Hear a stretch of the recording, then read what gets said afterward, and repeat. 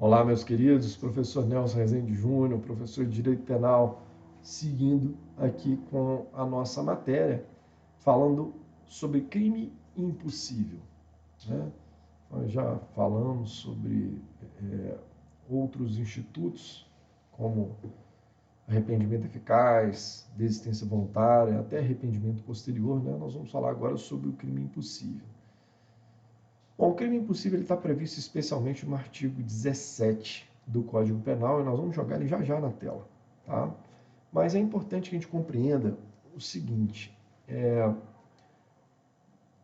quando a gente está falando de crime impossível, a gente está falando de tentativa e, mais precisamente, a gente está falando de tentativa inidônea, aquela tentativa que jamais ia configurar em consumação, tá certo? Então, quando que eu vou poder falar em um crime impossível e quais são as consequências do crime impossível? Eu posso falar no crime impossível quando eu tenho o que a gente chama de absoluta ineficácia do meio utilizado. O que seria absoluta ineficácia do meio utilizado? E aí frisa-se aqui a palavra absoluta, não é relativa ineficácia. Estou falando de absoluta ineficácia do meio, ou seja, aquela ineficácia que deixa claro que jamais esse crime ia se consumar. Tá? Bom, vamos imaginar o seguinte, eu desejo matar alguém com uma arma desmuniciada. Puxo o dedo tentando matar, mas o crime não acontece porque o meio que eu estou me utilizando é um meio absolutamente ineficaz. Olha, eu não sabia que a arma estava desmuniciada, eu acreditava que ela estava municiada, eu agi como? Eu tive uma ação destinada com dolo de homicídio. Eu iniciei a execução de um crime de homicídio que não se consumou por circunstâncias alheias à minha vontade, não tenho dúvida disso. Aí você pode dizer, professor, mas isso é um crime tentado. E no crime tentado eu aplico a pena do crime consumado reduzida de 1 a 2/3. Sim, em regra. Mas essa tentativa minha, pela forma que eu pratiquei, pelo meio que eu me utilizei, ela é completamente inidônea. Esse crime jamais poderia se consumar. E neste caso, o que acontece? Neste caso, eu vou excluir a tipicidade da tentativa e vou responder pelos atos já praticados. Neste caso, se a pessoa viu, por exemplo, eu apontar a arma para ela em tom ameaçador, se eu ameacei e puxei o dedo e não saiu nada porque não tinha munição, eu vou responder no máximo pela ameaça. Se ela nem viu, se eu, por exemplo, tenho porte de arma, posso andar armado, eu não vou responder nem por porte de arma, nem pela ameaça. Ela não viu. Eu puxei o dedo tentando matá-la pelas costas, mas não consegui.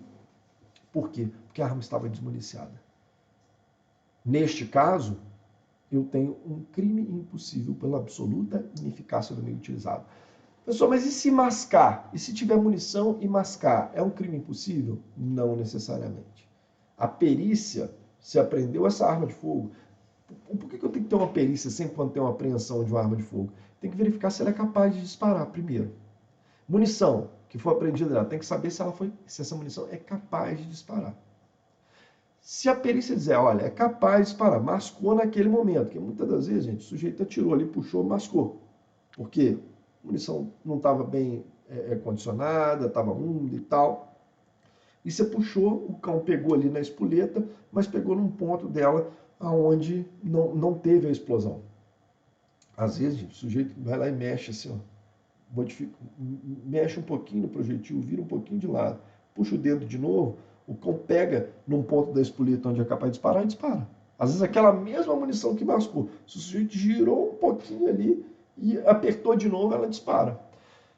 Olha, não é que essa munição seja incapaz de disparar, ela só mascou. Não é que essa arma seja incapaz de disparar, só mascou o tiro. Então, o fato de mascar o tiro não significa que eu tenho um crime impossível. A perícia vai me dizer se essa arma é capaz de disparar ou não. A perícia vai me dizer se essa munição é capaz de disparar ou não. Se a perícia der que é capaz de disparar, não tem crime impossível. Se a perícia der, não, essa arma está quebrada, ela não atiraria, não tem como. Você pode puxar o dedo do jeito que for, com a munição que for, que não vai ter jeito, não vai funcionar. Nós estamos falando de crime impossível. A munição é incapaz de parar. A munição que estava na arma naquele momento, quando o sujeito puxou o dedo ali, ela é incapaz, ela está imprestável. Ela nunca dispararia em nenhuma hipótese, nem 1% de chance. Nós estamos falando de crime impossível, de tentativa de homicídio, porque a tentativa aqui era completamente inidônea, certo?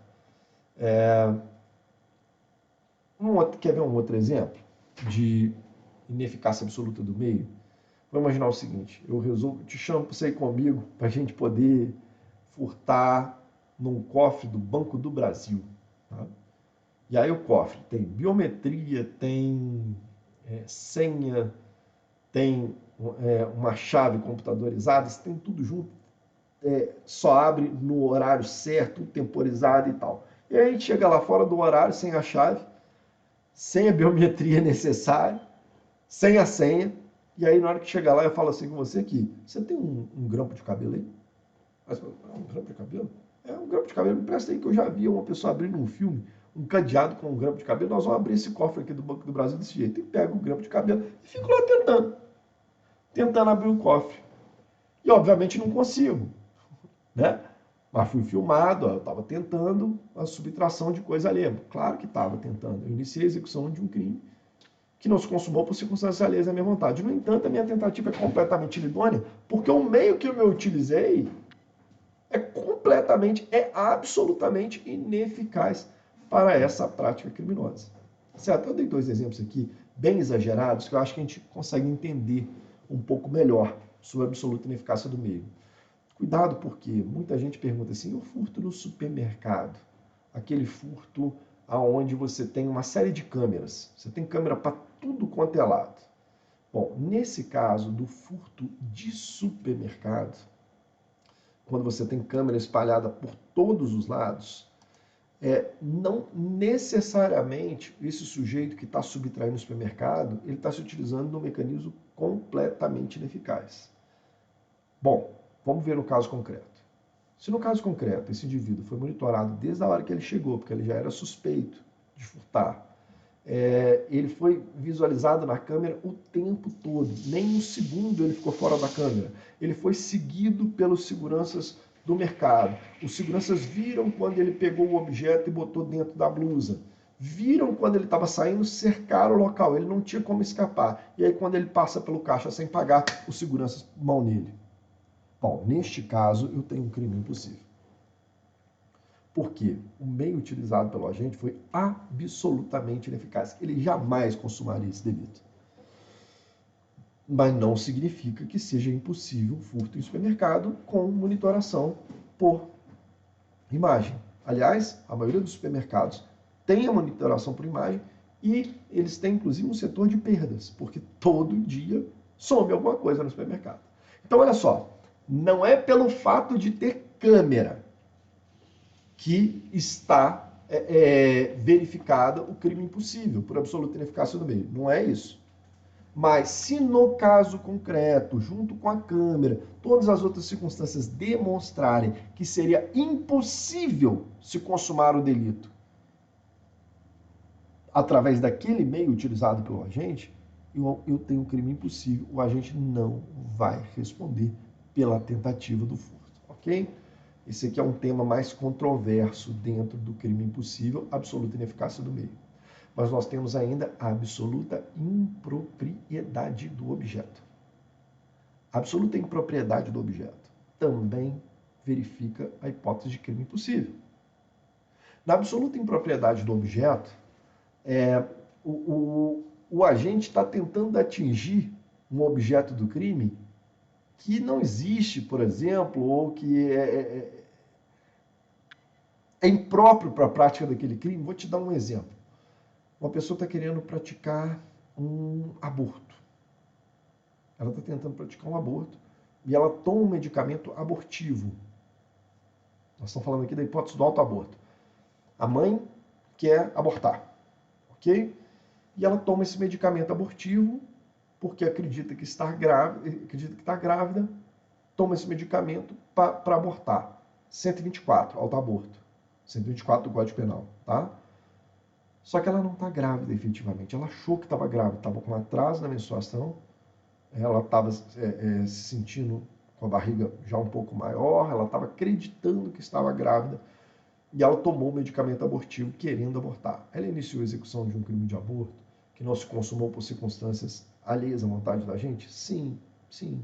No entanto, essa tentativa é completamente inidônea. Por quê? Porque não tem feto, não tem vida intrauterina. Então não tem como falar em aborto, porque o objeto desse crime, que é a vida intrauterina, é o feto, é absolutamente impróprio. Não tem. Tá certo? O exemplo clássico de manual é o sujeito que deseja matar uma pessoa, ele se posiciona, ele sabe que aquela pessoa, todas as tardes, depois do almoço, ele gosta de tirar um cochilo na frente da casa dele, tem uma varanda na frente da casa dele, ele gosta de ficar sentadinho ali na cadeirinha de balanço e tirar um cochilo, ele fica sendo um alvo fácil. E aí o indivíduo toma uma distância, tem um rifle bom, e aí ele espera o sujeito sentar ali, espera a coisa acalmar, ninguém passar próximo dele, tá tudo devagar ali, depois de uns minutinhos ele sabe que esse cara fica ali por mais de uma hora, tirando um cochilo na cadeira de balanço, ele vai lá e dá um disparo, acerta o coração da vítima. E acerta o coração e essa vítima, ela vem a falecer. Só que aí na hora que você vai verificar o relatório de necropsia, verifica-se que a vítima não morreu em virtude de disparos. Inclusive, na hora que o disparo entrou, pegou no coração dela, ela já estava morta. Ela tinha tido um infarto fulminante 5 minutos antes. Eu falei assim, mas como vai ver isso? Claro que vê. A perícia detecta. A perícia detecta se a pessoa estava morta ou não quando ela foi lesionada. O sangramento num corpo vivo é uma coisa, o sangramento num corpo morto é outra coisa, gente. Coração parado não bombeia o sangue. Se não bombeia o sangue, você não vai ter sangue jorrando do ferimento. Tá certo? Então a perícia consegue detectar, por exemplo, se no momento que o disparo entrou no coração, se a vítima estava viva ou se estava morta. E nesse caso, se estava morta, qual é o objeto de um crime de homicídio? Você precisa de uma pessoa viva. Se essa pessoa não está viva, se a pessoa já está morta, não tem como matar o morto. A sua tentativa é inidônea. Ela é incapaz de se consumar. Então, esse seria um caso também de crime impossível por absoluta impropriedade do objeto. Bom, eu vou jogar o dispositivo legal na tela, só para a gente não ter nenhuma errada aqui. Vamos jogar ele na tela para vocês.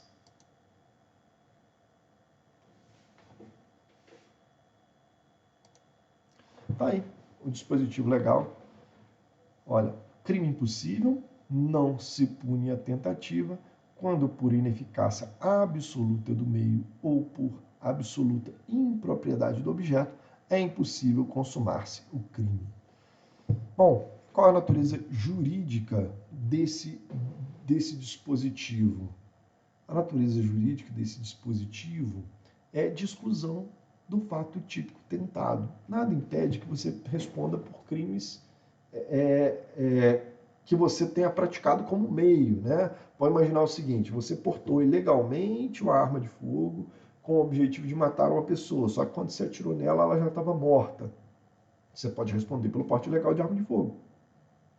Tá certo? Mas não pela tentativa de homicídio, não pelo homicídio consumado. Não tem essa possibilidade. Uma coisa importante da gente falar o crime impossível somente se aplica aos crimes tentados e hipóteses de tentativas inidôneas. Outros exemplos clássicos de meio absolutamente ineficaz, exemplos de manual, exemplo que você encontra no livro de direito penal. Quero matar uma pessoa e dou a ela um copo de vitamina de leite com manga. Olha que beleza. Pois é.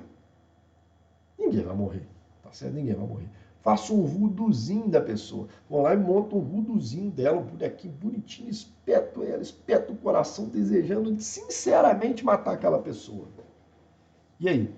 Eu estou iniciando a execução de um fato, objetivando a morte. Mas essa tentativa é completamente inidônea, não é? Se é uma tentativa completamente inidônea, nós estamos diante de um crime impossível. E o crime impossível sempre afasta a tentativa, permitindo que, de repente, você possa praticar por algum crime anterior. Possa responder por um crime praticado anteriormente. Mas, a princípio, está afastado da tentativa, você só tem a forma de crime tentado ou consumado. Se você não tem ele nem tentado, você não tem crime. Crime impossível, ok? Senhores, espero que tenha ficado claro o crime impossível para que a gente possa seguir em frente. Grande abraço a todos, até a próxima.